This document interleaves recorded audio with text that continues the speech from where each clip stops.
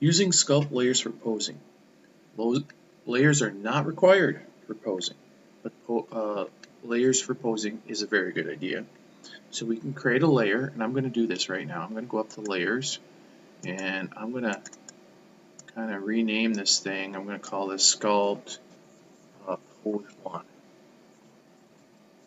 And so what we can do here is we can create a joint. I'll put a joint in here, and I'll pose this guy.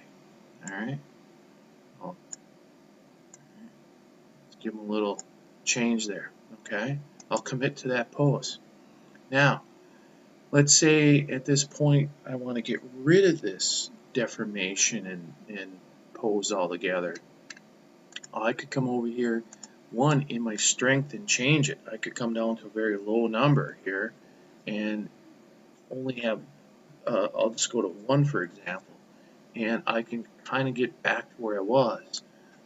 That's one method, but you could actually just delete the layer.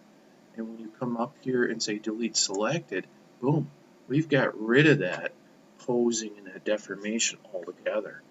So it's a great way to undo something that didn't go so well. So it's very useful to create a copy for posing, because a lot of times we make a pose and we get so much deformation we sit and spend way too much time fixing the deformation. In this way here, we can go up into our layers, our sculpting layers, and we can correct that very easily. So there's a lot of reasons why we want to use sculpting layers for posing. One is we could use it for copying the pose and send it from one side to the other. So we can copy the sculpted layer from one side of the model to another. That's another reason why we might do it. We can also, posing could be applied to a locked layer. So we can lock that sculpt layer so we can't screw things up. And so there's a lot of little particular reasons why we might want to do this, but in a nutshell, I like the idea of just be able to get rid of that deformation and go back to square one at any time. It doesn't have to just be at undo.